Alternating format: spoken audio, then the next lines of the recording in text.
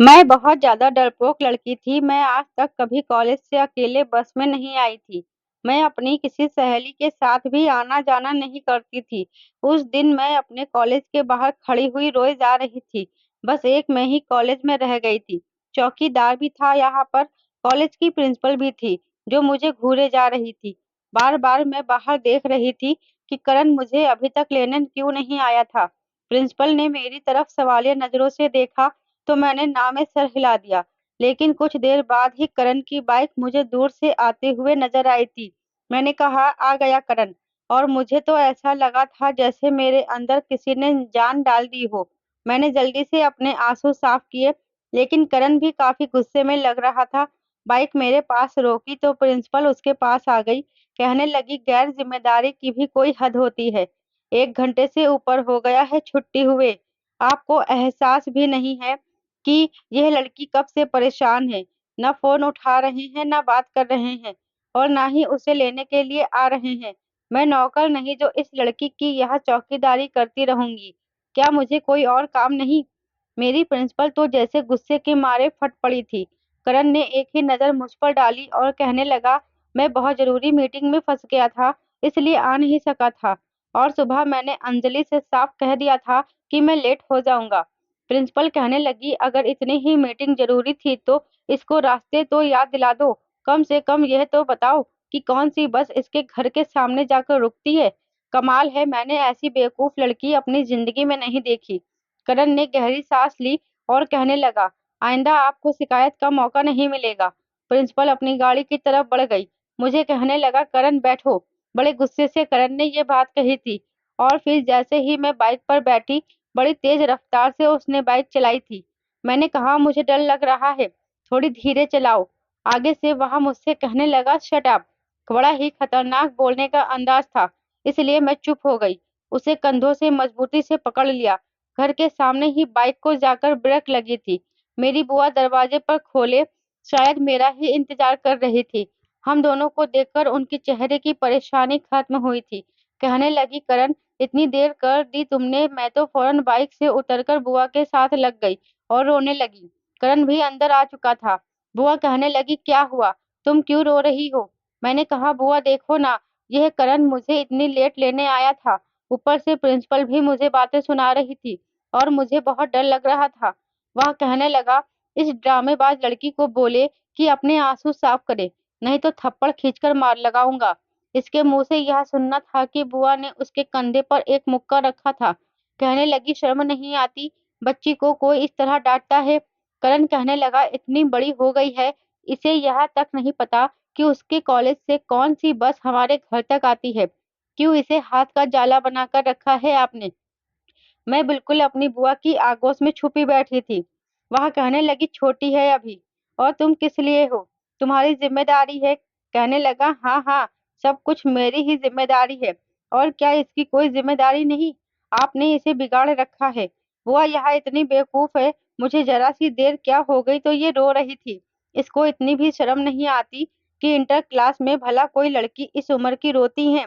मेरी बुआ कहने लगी, चल छोड़ अब, और खबरदार जो मेरी बच्ची को कुछ कहा। वह कहने लगा, पानी पिलाओ मुझे, अभी ऑफिस जाकर भी सब कुछ देखना है। और बुआ, मैं आपसे आखिरी बार कह रहा हूँ, मैं इसकी जिम्मेदारी अब और नहीं उठाऊंगा। इसे एक बार बस रास्ते बता दूंगा, कल से यहाँ खुद ही जाए, खुद ही आए। मेरी जान इस झंझट से छूटे। परेशान कर रखा है इसने मुझे। वहाँ मेरा बॉस मुझे चैन नहीं लेने देता और यहाँ ये मैडम को छोड़ने और लेकर आने की जिम्मेदारी भी आपने मुझ पर डाल रखी है। मेरी बुआ ने उसका कान पकड़कर खींचा था। यह देखकर मुझे बड़ा सुकून सा महसूस हुआ था।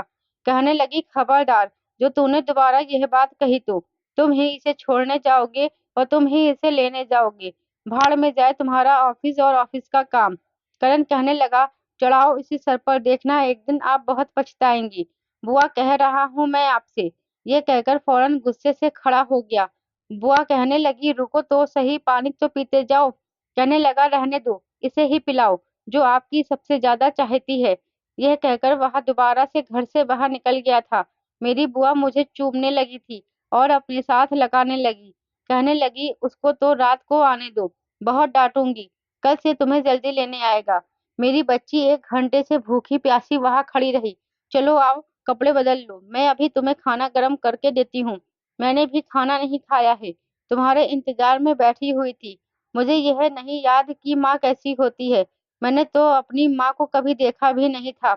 मेरी पैदाइश पर ही मेरी माँ का देहांत हो गया था और मेरे बाप को मुझसे इतनी नफरत थी कि मुझसे कहते थे कि इस डायन ने आते ही मेरी पत्नी को मुझसे छीन लिया। मेरे पापा मेरी माँ से बहुत मोहब्बत करते थे, लेकिन मेरी पैदाइश पर कुछ ऐसा केस बिगड़ गया कि मेरी माँ बच ना सकी। मेरी बुआ ने ही मुझे संभाला था, अपनी गोद में लिया था। ममता की आगोश मैंने बुआ की गोद से ही पाई थी। कुछ साल बाद ही मेरे पापा विदेश चले गए थे और वही उन्होंने दूसरी शादी कर ली।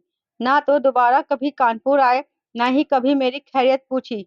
मैं उनके लिए ऐसी थी जैसा मेरा इस दुनिया में कोई वजूद ही ना हो।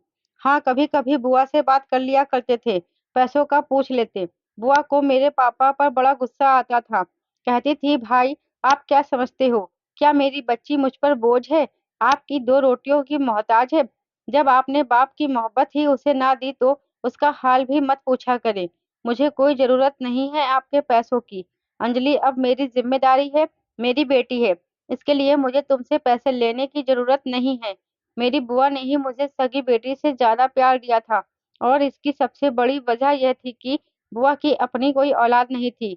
जब मैं बुआ की गोद में आई, उस समय बुआ की शादी को 4 साल का समय हो चुका था।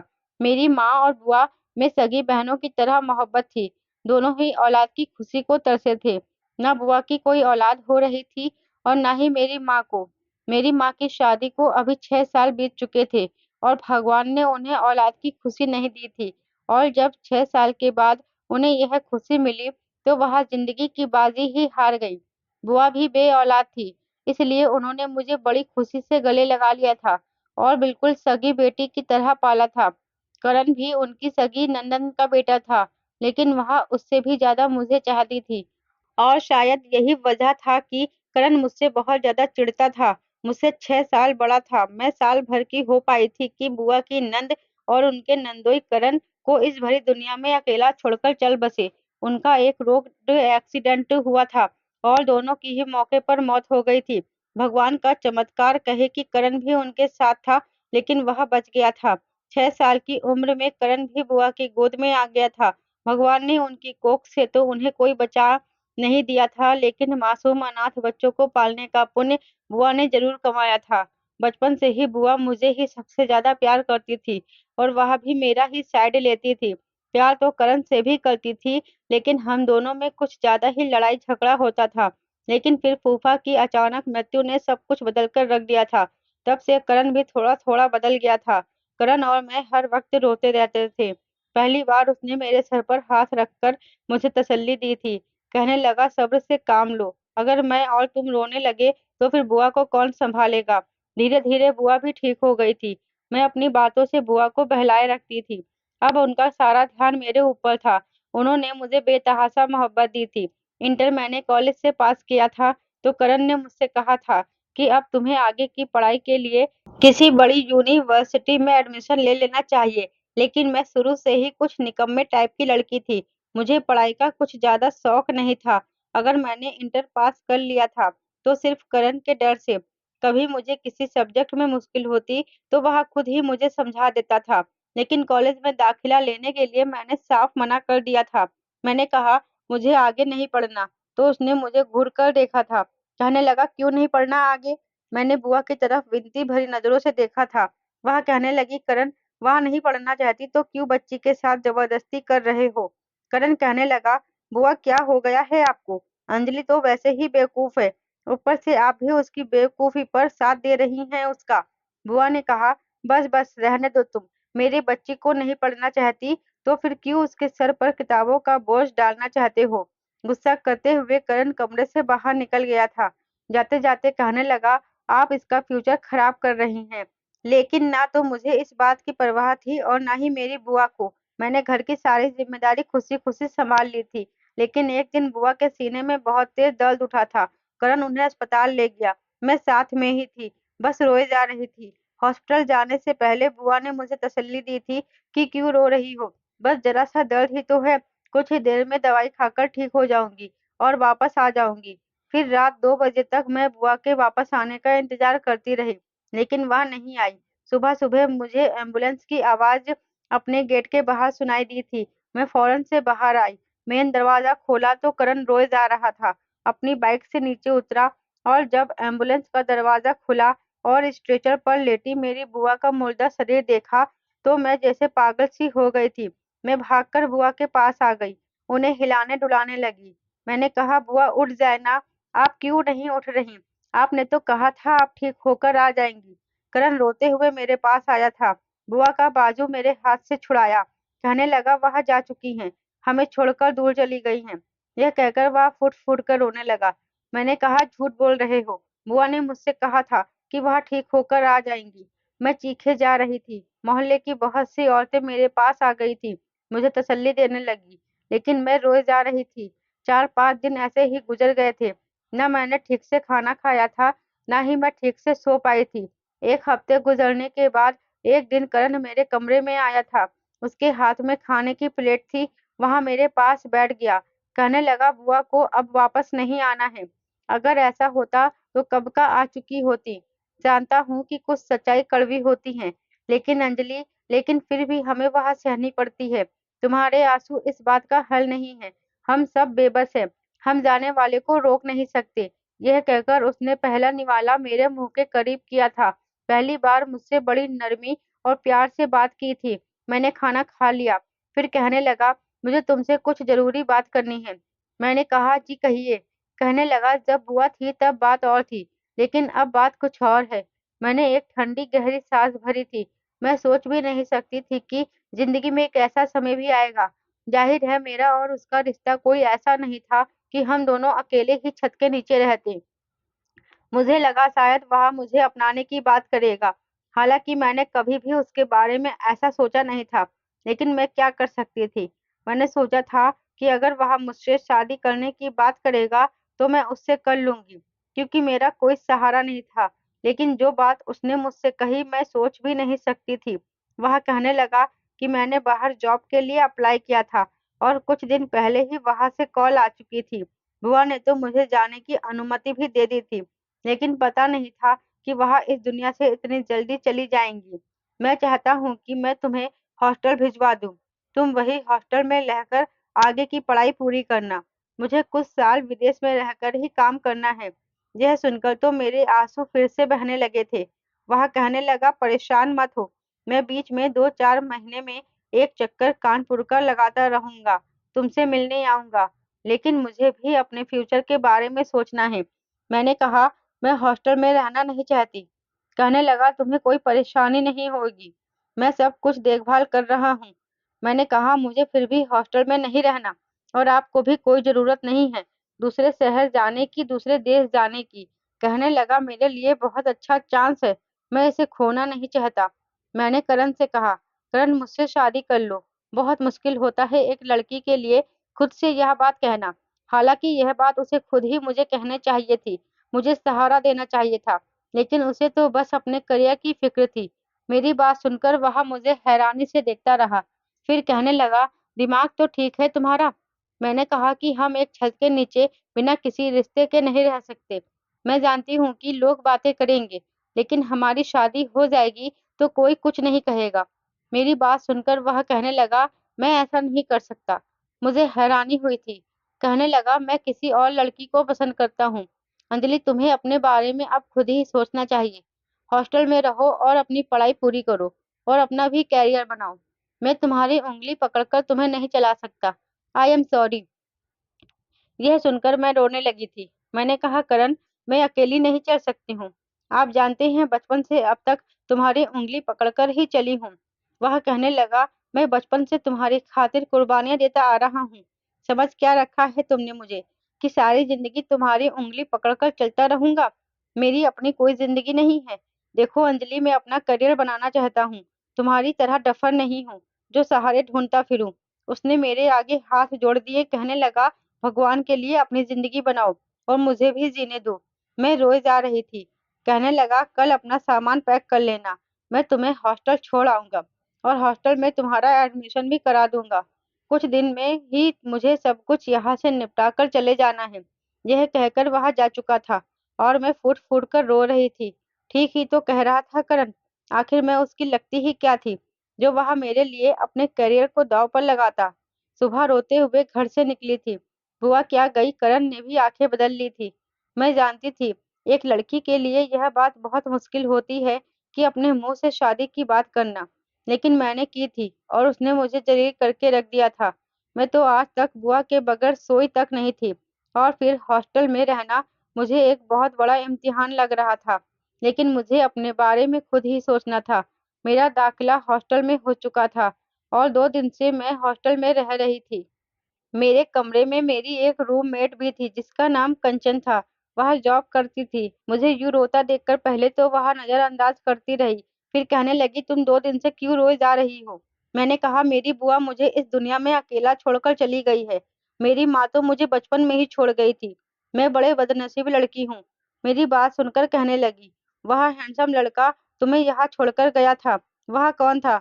मुझे तो अब करण से नफ़रत होने लगी थी। मैंने कहा नाम मत लो उसका, एक नंबर का धोखेबाज है, बेशर्म गधा। जानता था मुझे उसके साथ की सबसे ज़्यादा ज़रूरत थी, तब भी मुझे यहाँ हॉस्टल में फेंक कर चला गया। किसी और लड़की से मोहब्बत करता है। भगवान करे वह लड़की उसे कभी ना मिले, उसकी दूसरी जगह शादी हो जाए और करण उसको याद कर करके रोता रहे। मुझे जितना करण पर गुस्सा आता उतना कम था। मैं बिल्कुल बेसहारा होकर रह गई थी। कंचन मेरे पास आकर बैठ गई। कहने लगी तुम वाकई बहुत दुखी हो। एक तो तुम्हारी माँ और बुआ नहीं रही, फिर उसने भी तुम्हारा साथ छोड़ दिया। अच्छा यह बताओ कि उसने तुमसे वादे किए थे कि वह तुम्हारा हमेशा साथ निभाएगा?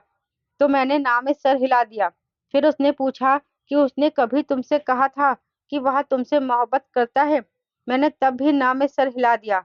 कहने लगी अगर वह तुमसे मोहब्बत नहीं करता और कभी उसने तुमसे वादे भी नहीं किए, तो तुम कैसे उसे धोखेबाज कह सकती हो? मैंने कहा मोहब्बत नहीं थी मुझे उससे, बस मेरी मजबूरी थी। मुझे सहारे की ज़रूरत थी। उसे चाहिए था कि मुझे सहारा देता। मेरी बात सुनकर कंचन कहने लगी, तुम्हारी बात सुनकर मुझे नहीं लगता कि उस लड़के की कोई गलती है। उसकी भी अपनी ज़िंदगी है और उसने सही कहा, तुम्हें अपने बारे में खुद ही सोचना चाहिए। यह सुनकर मुझे कंचन पर भी गुस्सा आने लगा। खैर मुझे पढ़ाई से कोई दिलचस्पी नहीं थी, लेकिन फिर भी मैंने अपना सारा फ़ोकस अपनी पढ़ाई की तरफ कर लिया था। लेकिन अब भी मेरा वही हाल था। मेरा हॉस्टल कॉलेज से काफ़ी करीब था। जैसे ही मैं कॉलेज से वापस आती, सीधा हॉस्टल के कमरे में घुस जाती। कहीं भी बाहर आती-जाती नहीं थी। कई बार कंचन मुझसे कह चुकी थी कि मेरे साथ मार्केट आया-जाया करो, अपने लिए कुछ खरीद लाया करो। बाहर जाते समय करण मेरा अकाउंट खुलवा गया था। एटीएम कार्ड भी उसने मेरा बनवा दिया था और मुझे दे दिया था। कहने लगा पैसों की ज़रूरत हो तो इस कार्ड से निकाल लेना। मैंने कहा मुझे आपके एहसान की ज़रूरत नहीं है। मेरी बात पर वह कहने लगा था, उधार समझकर ले लेना। जब तुम कमाने लगोगी तो वापस लौटा देना। लेकिन अभी तक मुझे उसके पैसों की कोई ज़रूरत नहीं पड़ी थी। उस समय इतनी बेबस थी कि उस आदमी से पैसे लेने से इनकार भी ना कर सकी। फिर मैं फिजूल खर्ची भी नहीं करती थी। ना ज़्यादा कपड़े खरीदती थी, ना ही कोई और ज़्यादा सामान लेती थी। मेरी दोस्ती कॉलेज की लड़कियों से होने लगी। वह अक्सर कॉलेज के बाहर रेस्टोरेंट में जाकर खाना खाती थी, शॉपिंग करती। एक बार मुझे भी अपने साथ ले गईं। पहली बार मैं यूँ अकेली अपने दोस्तों के साथ आई थी, लेकिन सामने ही मैंने करण को एक लड़की के साथ बैठे हुए देखा था। उसके साथ बैठा हँस-हँस रहा था, बातें कर रहा था। वह लड़की बहुत खूबसूरत थी। उसे देखकर मुझे जितनी हैरानी हुई थी उतनी कम थी। वह तो कह रहा था कि उसे बाहर जाना है, वहीं उसकी जॉब लग गई है। लेकिन वह तो यही कानपुर में ही बैठा था, अपनी गर्लफ्रेंड से बातों में बिज़ी था। इसका मतलब उसने मुझसे झूठ बोला था। मैं वहाँ रुकी नहीं, फ़ौरन भागते ही वापस आ गई थी। मेरे दोस्त मुझसे पूछती रह गई, लेकिन मैं वापस चली आई थी। उस दिन मैं बहुत रोई थी। उस इंसान ने मुझसे झूठ बोला था कि वह विदेश जा रहा है, लेकिन वो यही था। शायद वह मुझसे पीछा छुड़ाना चाहता था, इसलिए उसने मुझे घर से निकाल दिया। जिससे मोहब्बत करता था, उसके साथ हँस-हँस कर बातें कर रहा था। मुझसे तो आज तक कभी उसने सीधे मुँह बात तक नहीं की थी। मुझे बुआ की याद आने लगी, वही मेरी अपनी थी। यह आदमी तो शुरू से ही मुझसे नफ़रत करता था। कुछ हफ्ते बाद उसकी कॉल आई, लेकिन मैंने उसका फ़ोन उठाया ही नहीं। कई बार उसकी कॉल आई, लेकिन मैंने उसका फ़ोन नहीं उठाया। मुझे अब उस इंसान से कोई संबंध नहीं रखना था। मैं सोच चुकी थी कि जल्दी ही अपनी पढ़ाई पूरी करके जॉब करूँगी और उसकी पाई-पाई लौटा दूँगी। मुझे उसका एहसान नहीं चाहिए था। लेकिन कुछ देर बाद दरवाज़ा खुला, जहाँ नौकरानी खड़े हुए थी। कहने लगी, इंचार्ज ने तुम्हें नीचे बुलाया है। मैं नीचे गई तो कहने लगी, करण नाम के लड़के की कॉल आई है, बात करो उससे। मैंने कहा, मुझे किसी से बात नहीं करनी। उससे कह दो मैं यहाँ हूँ ही नहीं। हालांकि फ़ोन ऑन था और यह आवाज़ उस तक पहुँच चुकी थी, लेकिन मुझे अब परवाह नहीं थी। इंचार्ज मुझे हैरानी से देखने लगी। मैं दोबारा ऊपर आ गई। कुछ घंटे बाद ही इंचार्ज ने मुझे दोबारा नीचे बुलाया। कहने लगी, सामने वेटिंग रूम में जाओ, मैं अभी आती हूँ। मैं सामने कमरे में जैसे ही दाखिल हुई, तो सामने करण बड़े गुस्से से खड़ा था, मुझे ही देख रहा था। मैं नहीं जानती थी कि इंचार्ज ने मुझसे झूठ बोलकर मुझे वहाँ भेजा है। मैं वही दरवाजे पर खड़ी रही। कहने लगा, अंदर आओ, मुझे तुमसे बात करनी है।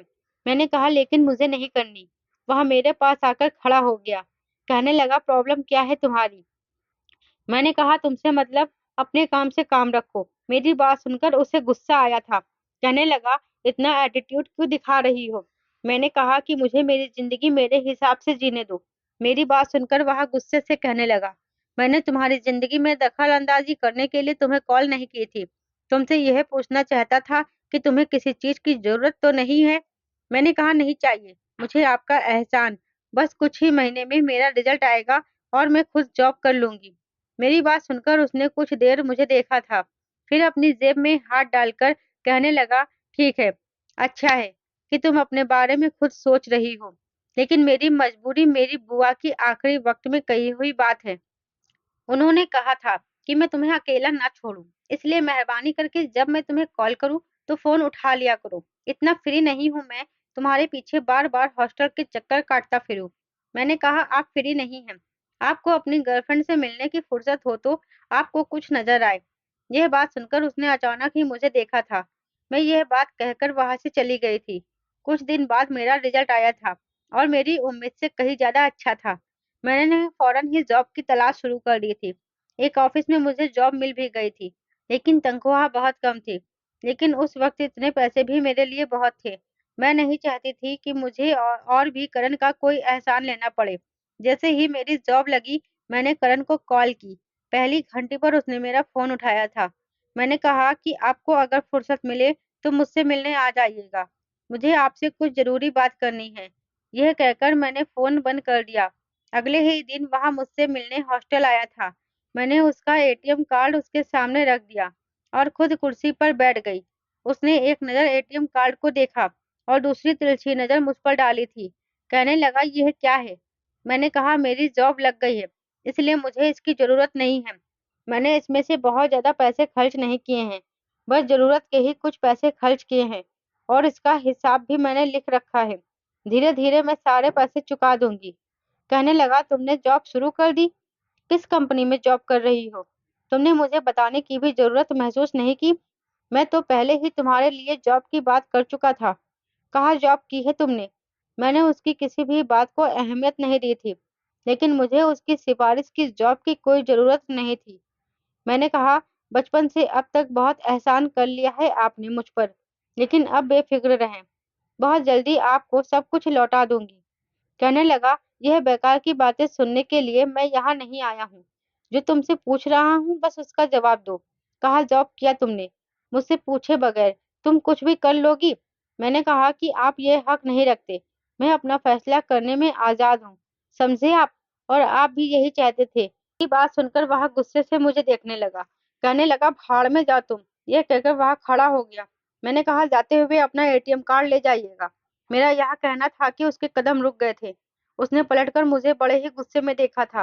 कहने लगा, अंजलि, मैं बहुत ज्यादा बदतमीजी बर्दाश्त कर रहा हूँ तुम्हारी। इस कार्ड को अपने पास रखो, समझी? ये कहकर वहां से चला गया। आज मेरे दिल को कुछ सुकून मिला था। मैंने अपना दिल की सारी नाराजगी, सारा गुस्सा निकाल दिया था और फिर ऑफिस जाने लगी थी। तो मुझे अपने कपड़ों का भी ख्याल आने लगा। इसलिए मैंने उधार की नियत से उसी एटीएम कार्ड से पैसे निकाले कि बाद में उसे वापस कर दूंगी, और अपने कपड़े और जरूरत का सामान लिया। लेकिन जैसे ही अगले दिन मैं ऑफिस पहुंची तो बॉस ने मुझे फौरन से अपने कमरे में बुलाया था। जैसे ही मैं कमरे में दाखिल हुई तो सामने करण को बॉस के साथ बैठे देखकर मेरा तो पैरों तले से जमीन निकल गई थी। यह आदमी यहाँ भी पहुंच गया था। इसे क्या तकलीफ थी?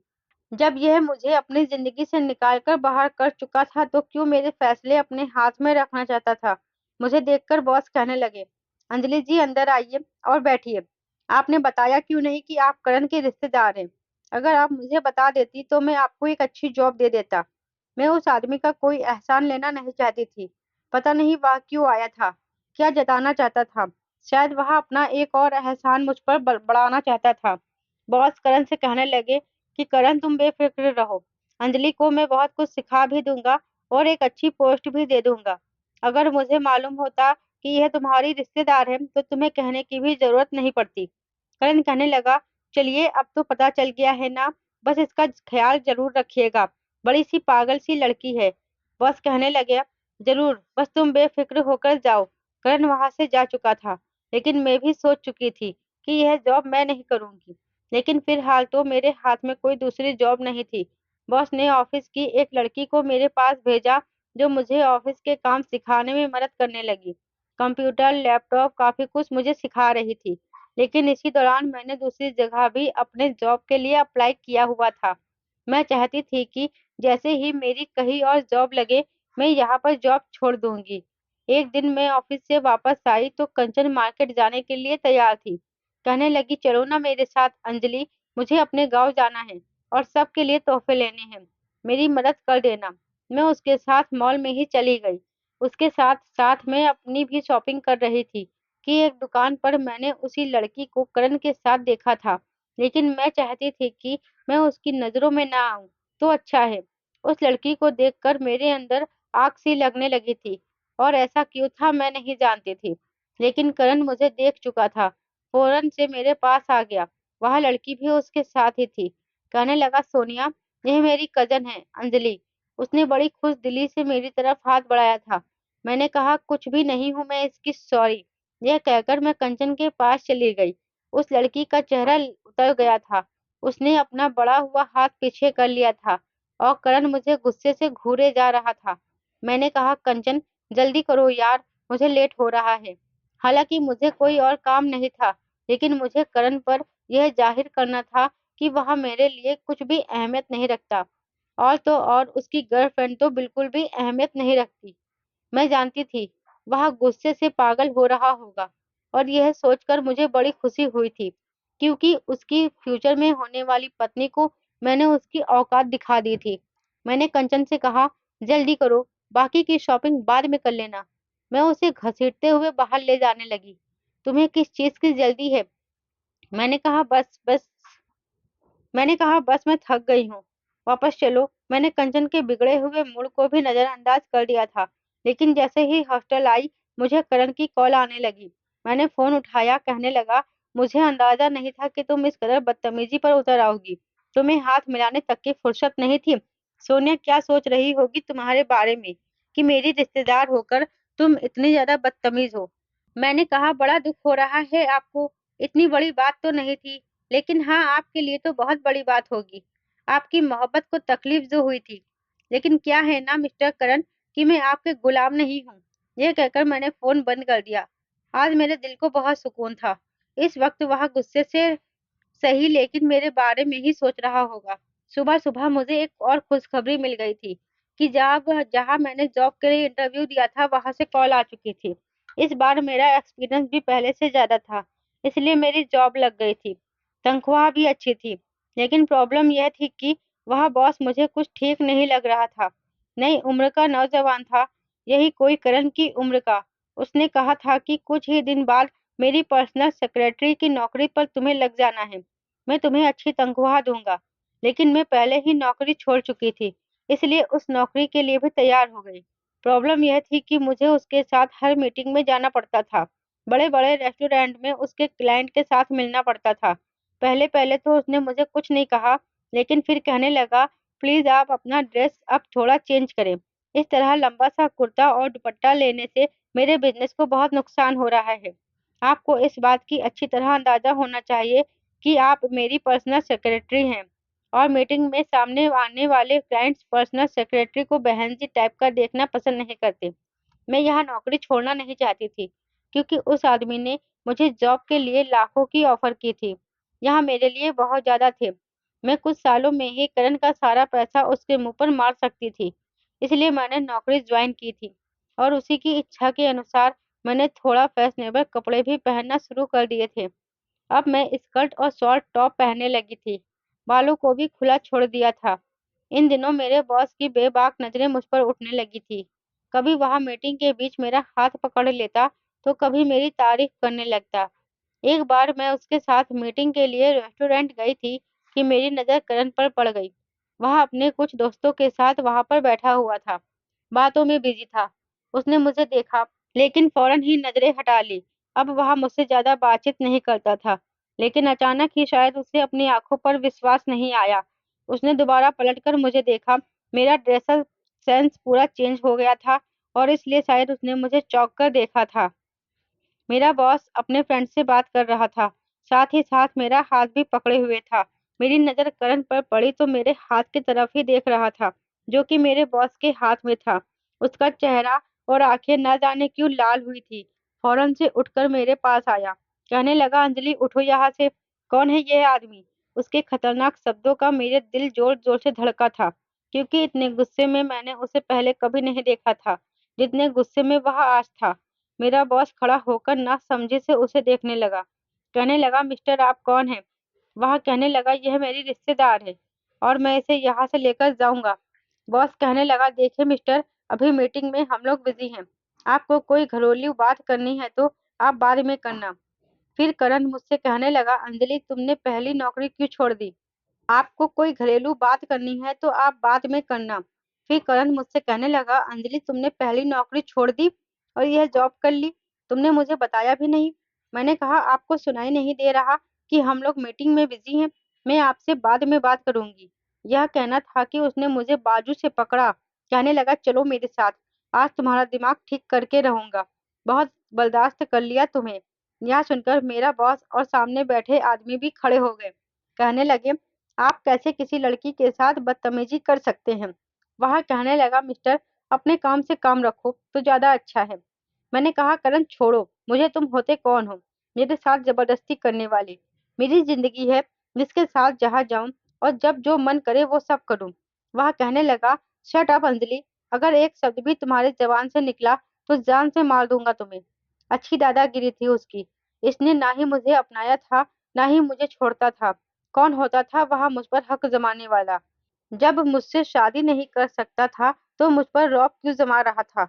जी में आया कि उसका गुस्से से जवाब दूं, लेकिन वह जिस कदर गुस्से में था, मैं डर गई थी कि कहीं वह सचमुच ही मुझे जान से मार ना बैठे। मुझे बाहर रेस्टोरेंट से लेकर आया। गाड़ी खड़ी थी। फ्रंट डोर खोलकर उसने मुझे ढकेलते हुए बैठाया था और फिर ड्राइविंग सीट पर बैठ गया। बड़े ही रफ्तार से ड्राइविंग कर रहा था। मैंने कहा, गाड़ी धीरे धीरे चलाओ। कहने लगा, शट अप। हैरानी मुझे उस समय हुई जब वह मुझे बुआ के घर लेकर आया था। दरवाजा खोला और मुझे मेरे कमरे में ले जाकर ढकेल कर बेड पर फेंका था। मैं फौरन से खड़ी हो गई थी।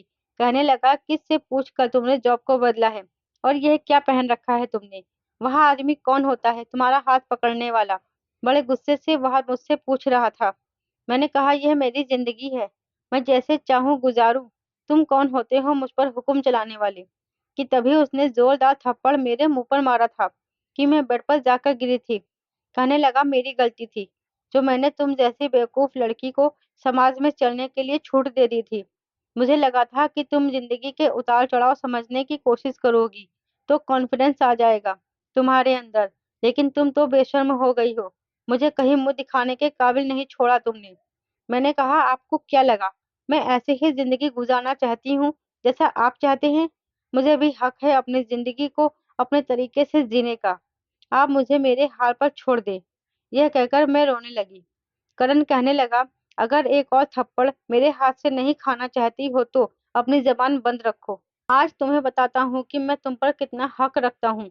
यह कहकर वह चला गया। मैं रोए जा रही थी। घर आते ही मुझे बुआ की याद सताने लगी। कैसे उनके जाने के बाद इस आदमी ने मुझे बेसहारा करके इस घर से निकाला था और मुझसे झूठ बोला था कि वह विदेश जा रहा है। बल्कि वह तो इसी घर में रह रहा था, बस मुझे निकालना चाहता था और अब मुझ पर रौब जमा रहा था।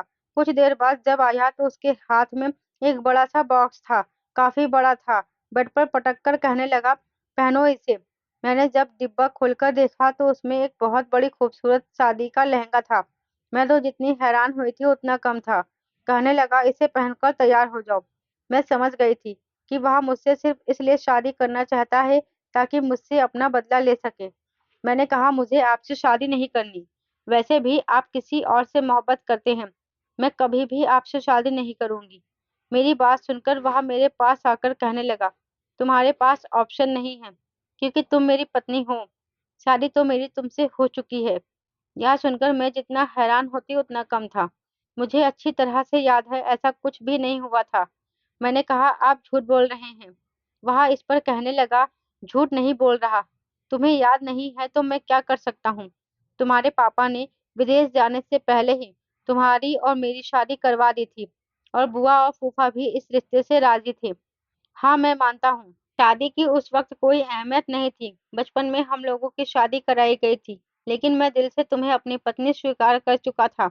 तुम उस समय बहुत छोटी-सी थी, लगभग 4 साल की, इसलिए तुम्हें याद नहीं होगा।